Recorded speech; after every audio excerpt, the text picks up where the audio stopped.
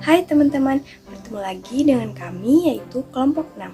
Nah, pada video kali ini kami akan membahas mengenai sistem klasifikasi makhluk hidup.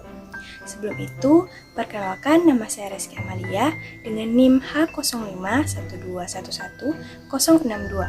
Nah, selanjutnya ada teman saya yaitu Perkenalkan, nama saya Kafifa Putri Amalia dengan NIM H0512111081. Saya Jelita Salsabila dengan NIM H0512111086. Saya Sumita Alping dengan NIM H0512111052. Nah, baik, langsung saja, yaitu yang pertama mengenai pengertian klasifikasi makhluk hidup. Nah, klasifikasi makhluk hidup adalah suatu cara memilah dan mengelompokkan makhluk hidup berdasarkan golongan atau unit tertentu, serta berdasarkan pada ciri-ciri yang ia miliki. Nah, golongan-golongan ini disusun secara runtut sesuai dengan tingkatannya atau hierarkinya, yaitu mulai dari tingkatan yang lebih kecil ke tingkatan yang lebih besar. Nah, selanjutnya, apa sih tujuan dan manfaat dari klasifikasi makhluk hidup ini? Nah, tujuan dan manfaat dari sistem klasifikasi makhluk hidup yaitu yang pertama adalah mempermudah proses dalam mempelajari makhluk hidup. Klasifikasi makhluk hidup ini dilakukan dengan mengelompokkan makhluk hidup berdasarkan ciri-cirinya. Nah, dengan mengetahui klasifikasi makhluk hidup tertentu, kita sekaligus dapat mengetahui ciri-ciri dari makhluk hidup tersebut. Kita juga akan mempelajari makhluk hidup apa saja yang memiliki ciri-ciri yang serupa. Selanjutnya yang kedua yaitu mengetahui hubungan kekerabatan. Nah, klasifikasi makhluk hidup terjadi karena adanya pengelompokan berdasarkan ciri. Tingkat takson yang diperkenalkan oleh Linnaeus dapat membantu kita mengetahui hubungan kekerabatan antara makhluk hidup yang satu dengan makhluk hidup yang lainnya. Dengan mengetahui ciri-ciri makhluk hidup berdasarkan tingkatan takson tersebut, kita akan dapat memahami hubungan kekerabatan pada makhluk hidup tersebut. Yang ketiga yaitu membedakan makhluk hidup yang satu dengan makhluk hidup yang lainnya. Nah, berdasarkan ciri-ciri yang dimiliki oleh makhluk hidup, kita dapat mengetahui dan membedakan makhluk hidup yang satu dengan yang lainnya. Misalkan antara kera dan monyet. Meskipun mirip, namun keduanya memiliki nama ilmiah yang berbeda, karena keduanya memiliki ciri yang membedakan antara keduanya. Selanjutnya adalah menyederhanakan objek studi.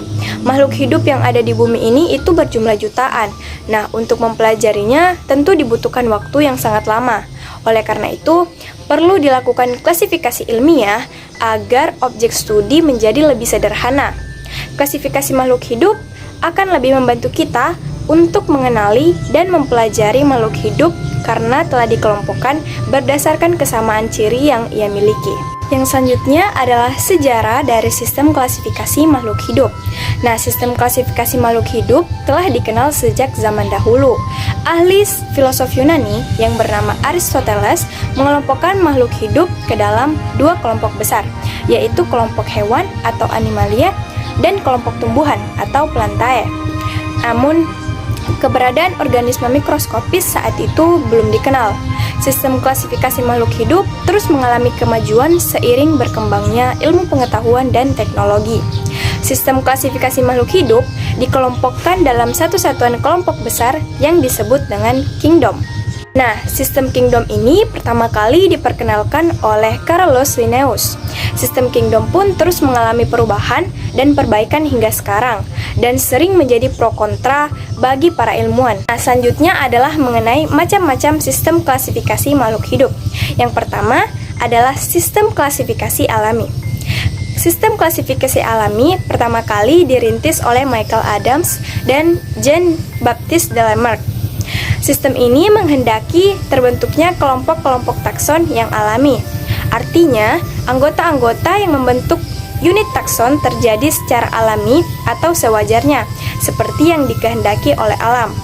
Nah, klasifikasi sistem alami menggunakan dasar persamaan dan perbedaan morfologi atau bentuk luar tubuh, secara alami atau wajar.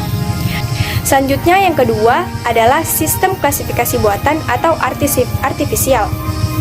Sistem klasifikasi buatan adalah sistem klasifikasi yang menggunakan satu atau dua ciri pada makhluk hidup.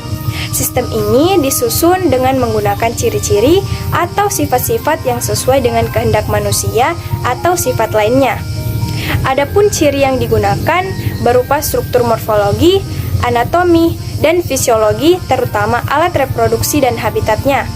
Selanjutnya, yang ketiga atau yang terakhir adalah sistem klasifikasi filogenik.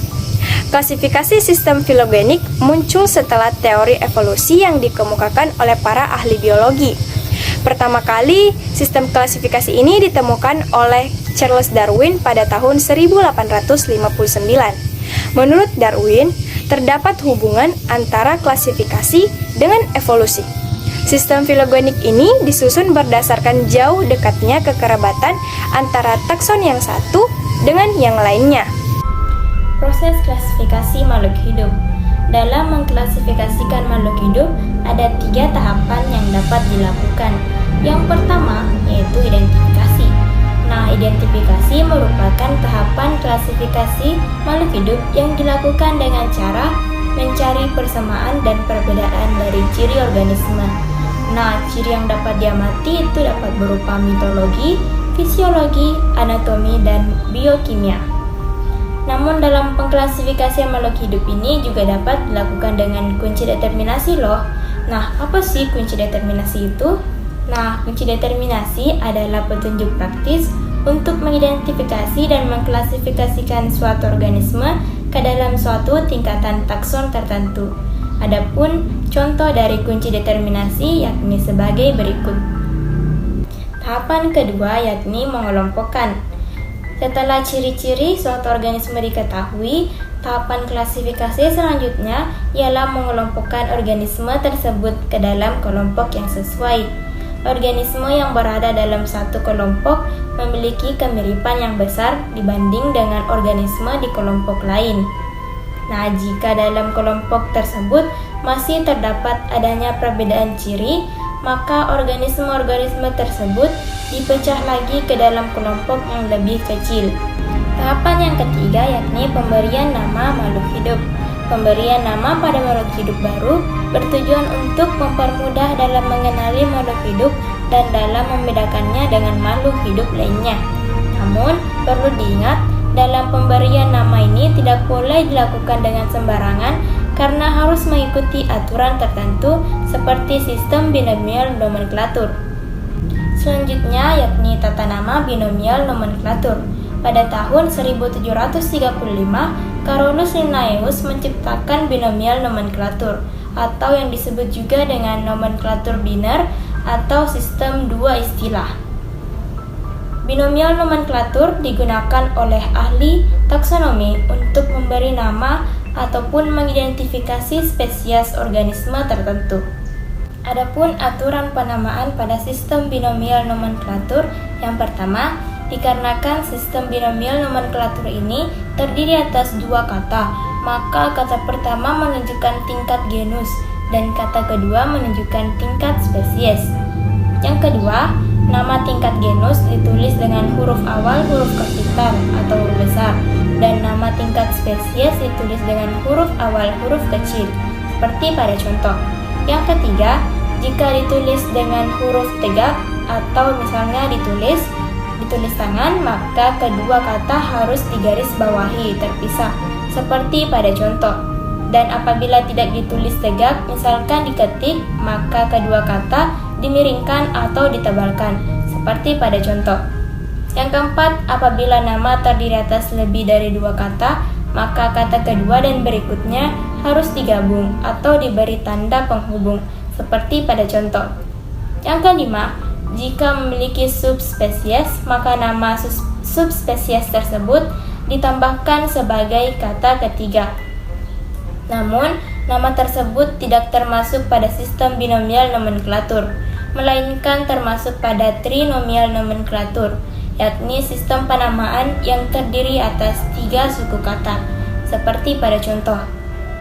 Yang keenam, nama spesies juga dapat mencantumkan inisial pemberi nama spesies tersebut, seperti pada contoh, yaitu Ziamais L. L tersebut merujuk pada Linnaeus, orang yang memberi nama pada jagung.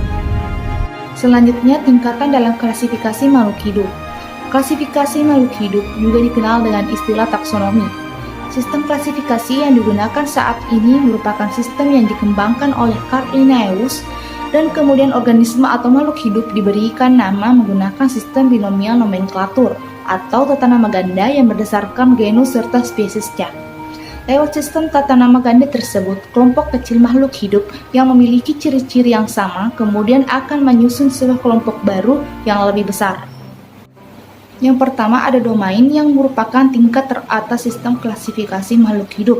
Dalam sebuah domain terdapat jumlah makhluk hidup yang paling banyak karena takson ini memang berada di tingkatan paling atas sehingga klasifikasinya juga yang paling luas. Yang kedua ada kingdom. Tingkat yang merupakan pecahan dari domain dan terdiri atas 5 klasifikasi, yaitu yang pertama ada animalia, yaitu seluruh hewan multiseluler. Yang kedua adalah fungi yang terdiri dari lumut, jamur, dan ragi. Yang ketiga ada monera, yaitu bakteri dan alga biru serta hijau. Yang keempat ada plantae, adalah seluruh tanaman. Dan yang terakhir protista adalah amoeba, chlorella, dan plasmodium. Yang ketiga ada filum untuk hewan, sedangkan untuk tanaman adalah divisio. Filum adalah tingkatan klasifikasi makhluk hidup setelah kingdom untuk hewan, sedangkan untuk tanaman adalah divisio. Dalam takson ini, pengklasifikasian digunakan berdasarkan ciri-ciri umum yang sama. Urutan takson berikutnya adalah kelas. Takson ini berada di bawah takson divisi dan di atas takson ordo. Nama-nama tumbuhan memiliki akhiran nama yang berbeda-beda. Nama itu mengkategorikan tumbuhan berdasarkan kelasnya. Contoh nama-nama dari takson kelas adalah antara lain akhiran Edoneae untuk tumbuhan biji tertutup, Opsida untuk lumut, Pichiae untuk alga, dan lain-lainnya. Berikutnya ada ordo atau bangsa. Setelah mengetahui anggota takson pada kelas, maka dikelompokkan lagi menjadi takson bangsa atau ordo agar mengetahui persamaan ciri-ciri khusus pada tumbuhan. Bukan hanya takson kelas yang mengelompokkan tumbuhan, takson bangsa juga mengelompokkan tumbuhan. Umumnya, akhiran ales digunakan untuk pengelompokan pada takson bangsa. Seperti pada contoh berikut, kelas Dicotyl terbagi menjadi beberapa ordo atau bangsa, yaitu Cucurbitales, Solnales, Asterales, Rosales, Malvales, dan Poales. Selanjutnya ada famili. Takson famili berada di bawah takson bangsa, yang berarti anggota takson bangsa akan dikelompokkan lagi menjadi beberapa famili. Penggunaan akhiran Achaeae biasanya digunakan pada takson famili. Contoh akhiran Achaeae adalah Cucurbitaceae, Asteraceae, Malvaceae, Solanaceae, dan Poaceae. Berikutnya ada genus. Setiap anggota takson famili akan digolongkan lagi menjadi beberapa genus. Takson genus merupakan takson yang mempunyai kaidah khusus dalam penulisan nama genus, yaitu huruf besar pada kata pertama dan dicetak miring atau digaris bawahi. Contoh penulisan genus akan diambil dari famili Poaceae, yaitu Genusea atau jagung, secarung atau tebu, Oriza atau padi-padian, dan Triticum atau gandum. Berikutnya ada spesies. Dari setiap takson tumbuhan yang ada, spesies merupakan takson yang anggotanya memiliki persamaan ciri-ciri paling banyak dibandingkan dengan takson-takson tumbuhan. Takson ini mempunyai organisme yang jika melakukan perkawinan secara alamiah akan memperoleh keturunan yang subur. Nama spesies memiliki dua kata, yang dimana kata pertama menunjukkan kata genus dan nama kedua menandakan nama spesifiknya. Contoh nama spesies pada genus Rosa yaitu Rosa canina, Rosa multiflora, Rosa gigantea, Rosa alba, Rosa dumalis, dan Rosa rugosa. Terakhir ada varietas. Varietas atau ras adalah setiap organisme yang ada pada satu spesies, terkadang masih ditemukan perbedaan ciri yang sangat khusus atau bervariasi. Dalam spesies tumbuhan yang digunakan adalah varietas, sedangkan ras digunakan untuk spesies hewan. Yang berikutnya yaitu sistem klasifikasi makhluk hidup. Pertama ada sistem klasifikasi dua kingdom. Jadi dalam sistem klasifikasi dua kingdom ini terbagi atas dua periode, yaitu pada masa Aristoteles dan pada masa Carolus Linnaeus. Pada masa Aristoteles, makhluk hidup dikelompokkan menjadi dua kingdom, yaitu kingdom tumbuhan dan kingdom hewan. Kingdom tumbuhan dikelompokkan lagi menjadi herba, semak, dan pohon. Sementara itu, kingdom hewan dikelompokkan lagi menjadi hewan berdarah panas dan hewan berdarah dingin. Pada masa Carolus Linnaeus terjadi pada tahun 1758, di mana menurut Linnaeus pengelompokan makhluk hidup dibedakan menjadi dua kingdom, yaitu kingdom Plantae dan kingdom Animalia. Sistem klasifikasi ini memiliki kelebihan, yaitu mampu menggolongkan dua kelompok besar makhluk hidup di bumi berdasarkan karakter fisiknya, yaitu tumbuhan dan hewan. Dan juga kedua kingdom ini merupakan kunci atau pengarah utama menuju model kingdom lainnya. Yang berikutnya yaitu sistem klasifikasi tiga kingdom.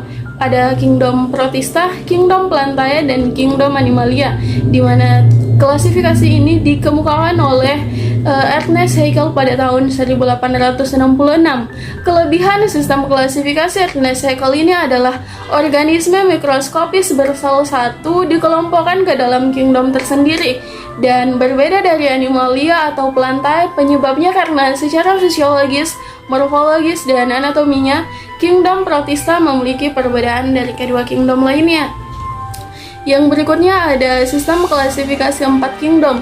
Sistem klasifikasi 4 kingdom dikemukakan oleh ahli biologi Amerika Serikat Herbert Faulkner Copeland pada tahun 1956.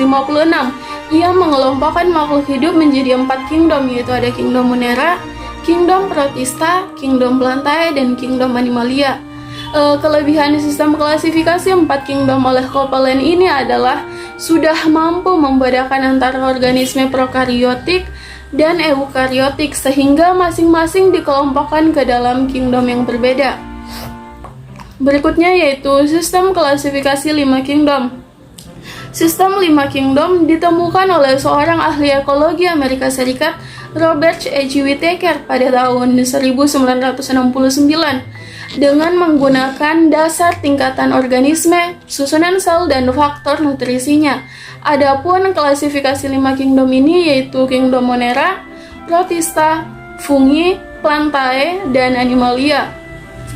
Kelebihan sistem ini adalah jamur digolongkan ke dalam kingdom tersendiri, karena jamur tidak mencerna makanan seperti yang hewan lakukan ataupun membuat makanan mereka sendiri seperti yang tumbuhan lakukan, melainkan mereka mengeluarkan enzim pencernaan di sekitar makanan mereka dan kemudian menyerapnya ke dalam sel.